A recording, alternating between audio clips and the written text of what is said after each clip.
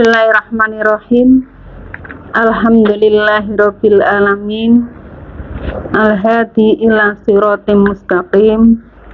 Sholatuhu wa salamuhu ala rasulihil amin Muhammadin wa ala alihi wa ashabihi wa adba'ihi ajma'in, amma ba'd. Yang saya hormati dan saya muliakan Bapak Kepala Madrasah Aliyah Negeri 1 Kota Pekalongan, yang saya hormati Bapak Ibu Wakil Kepala Madrasah Aliyah Negeri 1 Kota Pekalongan, yang saya hormati pula seluruh guru dan karyawan tenaga kependidikan yang ada di lingkungan Madrasah Aliyah Negeri 1 Kota Pekalongan, dan yang saya banggakan anak-anak sekalian, seluruh siswa-siswi MAN 1 Kota Pekalongan, terutama kelas 10 dan kelas 11, yang mudah-mudahan selalu dirahmati oleh Allah.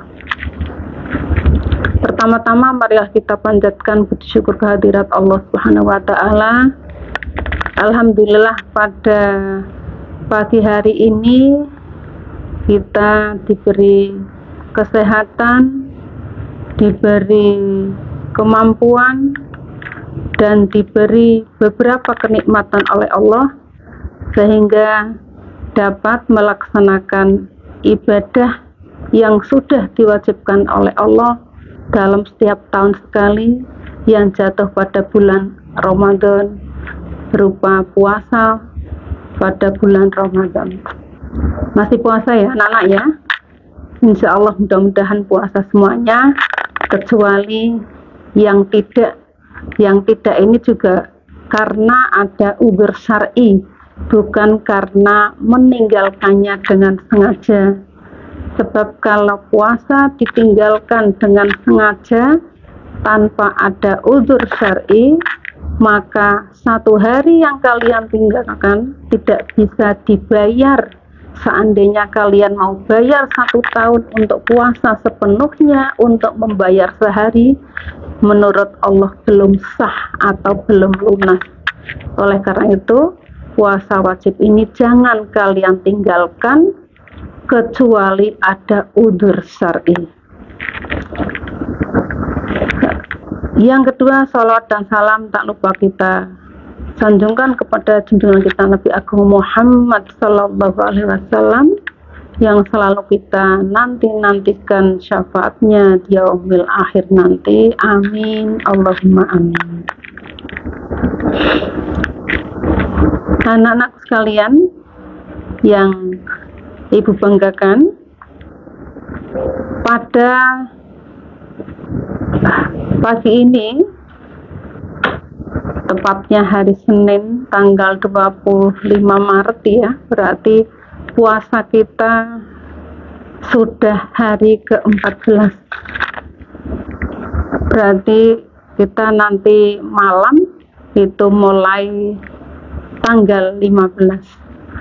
Berarti kita memasuki pada minggu kedua, pada 10 hari kedua, bukan minggu kedua ya, 10 hari kedua. Perlu kalian ketahui bahwa dalam puasa Ramadan ini Rasulullah membagi dalam 3 bagian. Ada 10 hari pertama, 10 hari kedua, dan 10 hari ketiga. 10 hari pertama awaluhu rahmatun. 10 hari pertama Allah memberikan rahmat kepada umatnya. Dan wa'ausatuhu maghfirah. Pada 10 hari kedua ini Allah memberikan ampunan kepada hambanya. Oleh karena itu, marilah pada 10 hari yang kedua ini kita memperbanyak baca istighfar kepada Allah, atau yang sering kita dengar dan sering kita kaji dan sudah sering kita baca, perbanyaklah membaca Allahumma innaka afuwun karim tuhibbul afwa fa'fu anni. Dan nanti 10 hari yang ketiga itu idkum minan nar.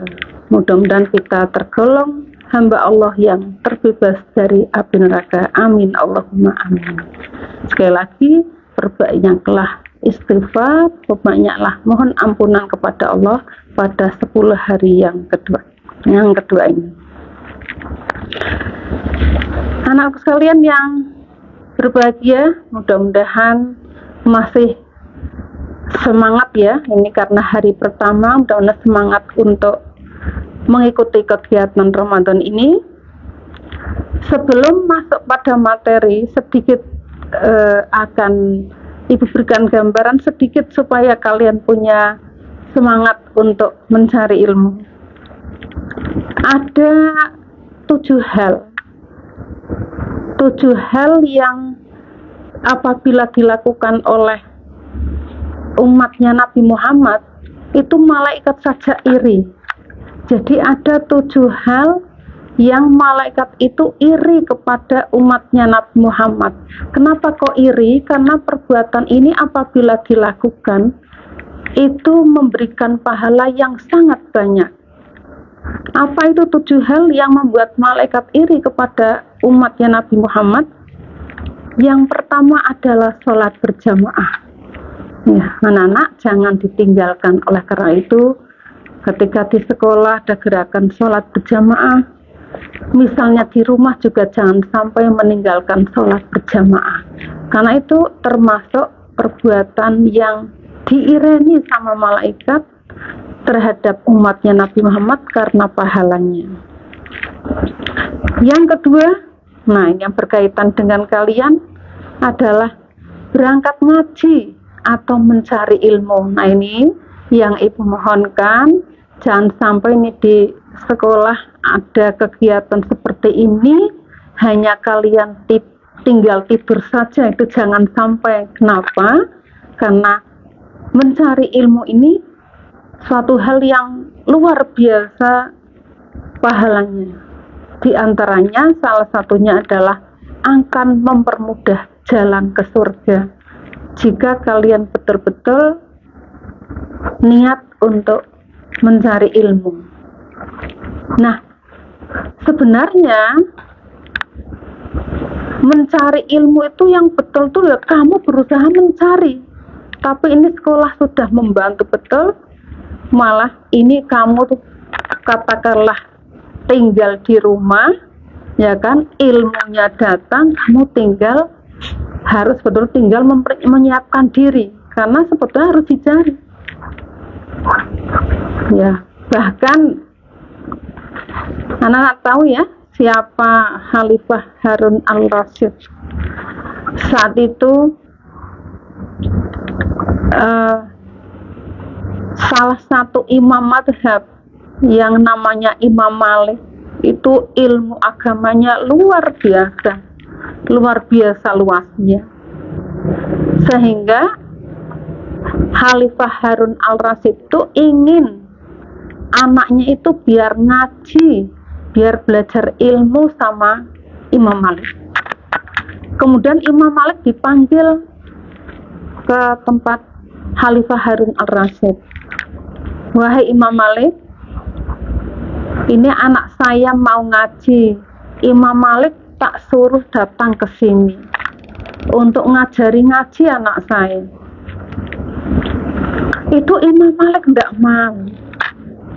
Padahal yang namanya Khalifah Harun al-Rasyid sudah menyiapkan bayaran yang tinggi. Mungkin kalau untuk ukuran orang biasa ya, dipanggil, katalah seorang kiai dipanggil sama presiden untuk ngajar ngaji anaknya, pasti bayarannya tidak mungkin kecil ya, mesti bayarannya gede, dan banyak yang mau mestinya. Tapi di situ Imam Malik menolak. Apa alasan Imam Malik menolak, anak-anak? Alasannya karena menurut Imam Malik bahwa mencari ilmu itu bukan gurunya yang datang. Harusnya kalian yang mencari ilmu yang cari. Jadi diibaratkan seperti sumur. Yang cari bukan sumur cari timbone, tapi timbo yang cari sumur. Timbo itu yang ambil air di sumur, bukan berarti sumur yang cari timbonya mana, tidak. Itu Imam Malik mengibaratkan seperti itu, sehingga ketika matur sama Khalifah Harun al-Rasyid, wahai Khalifah Harun al-Rasyid, saya bukannya merendahkan Khalifah, bukannya mengurangi hormat saya kepada Khalifah, tapi yang namanya ilmu itu harus diparani, bukan berarti saya marani ke sini. Itu kualik, nanti ilmunya akan jadi rendah dan ilmunya tidak bermanfaat. Subhanallah, demikian agunya Imam Malik, tidak tertarik dengan harta yang ditawarkan sekian banyak, tapi dia tetap menghargai sebagai ilmu agama, bahwa ilmu itu adalah harus dicari. Ya kan, bukan berarti ilmunya yang mencari kepada santrinya tidak, tapi santri ataupun pelajar yang harus mencari ilmu. Itu termasuk salah satu pahala yang sangat besar mencari ilmu itu, yang diirani oleh malaikat kepada umatnya Nabi. Yang ketiga, takziah. Nah, makanya kalau ada orang yang meninggal, teman, sahabat, karib kerabat, ya kita segera takziah karena pahalanya adalah banyak. Yang keempat, kemudian nilai orang sakit. Kemudian yang kelima, silaturahmi. Dan yang keenam adalah memuliakan orang miskin. Jadi kalau ada orang miskin, jangan kita mengejeknya, kita menghinanya. Karena apa? Memuliakan orang miskin itu termasuk pahala yang punya pahala yang sangat besar. Tidak mungkin satu persatu ini saya bahas karena karena kebetulan judul yang pada kesempatan ini adalah tidak berkaitan dengan kaitannya di sini. Kemudian nomor 7 adalah tidak menghargai anak yatim. Nah, 7 hal tadi mungkin nanti akan jadi sorotan ibu adalah tadi yang kedua ya, kaitannya dengan berangkat ngaji, karena ini berkaitan dengan mencari ilmu pengetahuan yang kebetulan ini jadi program keagamaan ya, mulai tanggal 25 ini.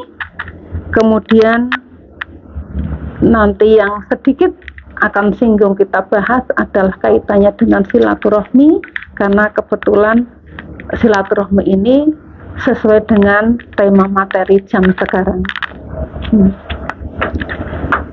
Nah, anakku sekalian yang ibu banggakan, materi kita pada kesempatan ini, pada pertama pertemuan ini adalah Ramadan berkah. Ramadan berkah kemudian bisa menimbulkan keakraban ukhuwah Islamiyah. Ada hadis dari Salman Al-Farisi, qala Rasulullah sallallahu alaihi wasallam di akhir Sa'ban, Rasulullah bersabda, kemudian pada akhir bulan Sa'ban dia mengatakan, ya ayuhan nas, qad jaa, telah datang, afdhalu fikum syahrun azimun. Jadi datang kepada kita bulan yang begitu agung, wa syahrun mubarak, dan bulan yang penuh berkah. Jadi pada bulan Ramadan dikatakan bulan yang penuh berkah. Nah, dalam hadis ini kenapa dikatakan penuh berkah? Fihi Lailatul Qadri, karena di dalamnya terdapat malam Lailatul Qadri, Lailatul Qadar, khairum min alfi syahrin, di mana malam Lailatul Qadar itu adalah lebih baik kalau buat ibadah dalam semalam itu lebih baik dari 1000 bulan. Subhanallah. Kalau kita hitung-hitung, mungkin seperti kita ibadah ya kan 84 tahun. Berarti kalau kita mendapatkan Lailatul Qadar sekali saja, seperti kita beribadah 84 tahun. Kalau mendapatkan 2 kali atau 2 malam, misalnya puasa kemarin kemudian puasa sekarang, berarti umur kita seperti 84 2 kali atau 83,4 2 kali. Umur kita sudah 166 lebih. Itu kalau kita mendapatnya, apalagi dalam setiap Ramadan kita mendapatkan Lailatul Qadar. Amin, Allahumma amin. Dan dalam surat Ad-Duhan juga diungkapkan, a'udzubillahi minasyaitonirrajim, inna anzalnahu fi lailatin mubarak inna kunna mundirin.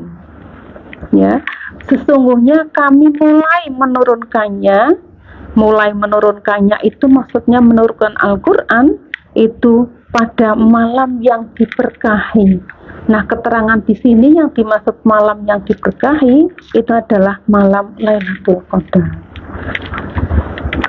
Nah, anak-anak sekalian, itu pada malam mubarak atau malam yang berkah, ya, pada Ramadan berkah itu kalau dalam hadis ini, konteks hadis ini maupun pada ayat ini adalah malam Lailatul Qadar. Karena yang diharap-harapkan oleh umatnya Nabi Muhammad pada bulan Ramadan ini adalah di samping puasanya selesai 1 bulan, di samping semuanya juga bisa dipenuhi kewajibannya, tapi ada satu yang harapan dari manusia adalah mendapatkan Lailatul Qadar. Nah, mudah-mudahan kita tergolong orang-orang yang mendapatkan malam Lailatul Qadar. Nah, bagaimana sih cara untuk mendapatkannya? Ibu enggak akan memberikan kaitannya dengan ciri-ciri, karena banyak nanti yang akan menyampaikannya dan sering mendengar, tapi ini paling enggak tips ya, tips atau pada usaha kita lah supaya kita bisa mendapatkan malam Lailatul Qadar. Setidaknya insya Allah kalau kalian ikut sholat taraweh atau melakukan sholat wajib, kemudian tadarus terus tiap malam, insya Allah ya kan akan mendapatkan malam Lailatul Qadar. Karena kita tidak tahu malam Lailatul Qadar itu jatuhnya tanggal berapa. Memang ada yang berpendapat bahwa malam Lailatul Qadar itu dimulai dari malam 10 hari terakhir dan yang ganjil. Ada pendapat yang banyak seperti itu. Tapi kita lihat lagi, ada juga sebagian mufassir mengatakan malam Lailatul Qadar dimulai dari malam nuzulul Quran. Nah, malam nuzulul Quran itu ada yang berpendapat adalah tanggal 17 Ramadan.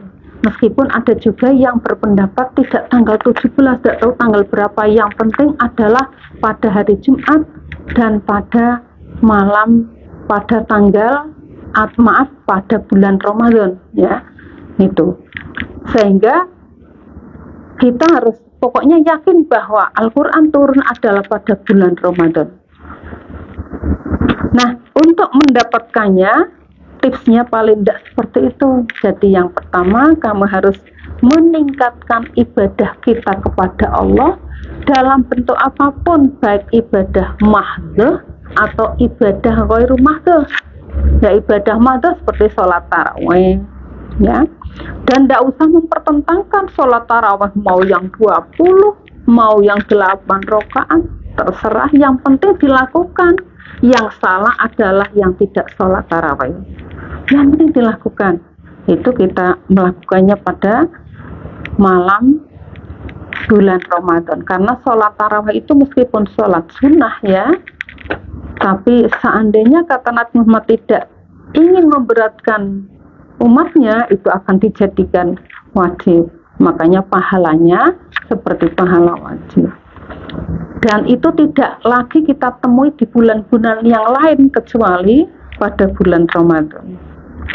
Terus tips yang kedua supaya kita bisa mendapatkan malam Lailatul Qadar itu kita sering iktikaf di masjid. Ya. Terus yang ketiga supaya kita mendapatkan Lailatul Qadar adalah infak dan sedekah. Nah, kebetulan ini juga ada gerakan dari OSIM ya, gerakan dari OSIM untuk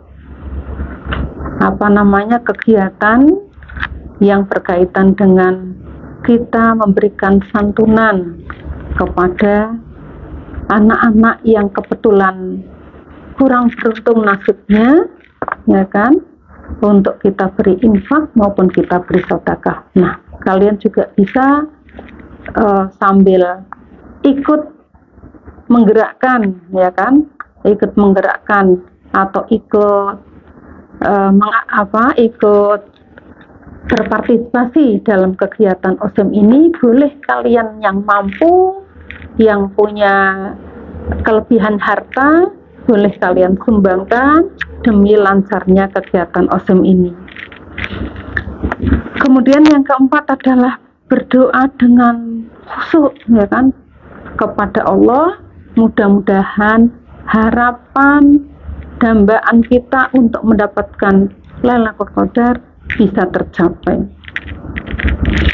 Dan yang kelima adalah tidak kalah pentingnya, ya kan, harus meningkatkan kebaikan kita. Jadi pada bulan Ramadan ini, ya kan, meningkatkan kebaikan kita, ya kan, supaya katakanlah pahala kita adalah bertambah dan supaya kita dapat meningkatkan atau dapat mendapatkan Lailatul Qadar seperti yang tak sampaikan tadi. Nah, anak ini yang berkaitan dengan malam barokah atau malam Lailatul Qadar, dan tadi tipsnya, mudah tips-tips tadi dapat kita lakukan, dapat kita jalankan dengan sebaik mungkin sehingga kita dapat mendapatkan malam mubarak yang dikehendaki oleh Allah atau yang dimaksud dengan Lailatul Qadar ini. Dan setelah itu, setelah kita puasa selesai, untuk menambah keakraban antar muslim, menambah keakraban antar saudara, kita mengadakan silaturahmi kepada mereka supaya betul-betul kita terjadi keakraban antara keluarga kita, antara orang muslim dengan orang muslim yang lain. Ya, sampai di sini ya perjumpaan kita. Mudah-mudahan apa yang Ibu sampaikan dapat bermanfaat, ya kan, bagi kalian semuanya dan khususnya bagi diri Ibu sendiri, untuk bagaimanapun untuk mengingatkan bareng-bareng ya, untuk bisa melaksanakan perbuatan-perbuatan tadi bareng-bareng kita laksanakan, dan supaya kita betul-betul bareng-bareng dapat mendapatkan malam Lailatul Qadar. Amin, Allahumma amin. Terakhir, Assalamualaikum warahmatullahi wabarakatuh.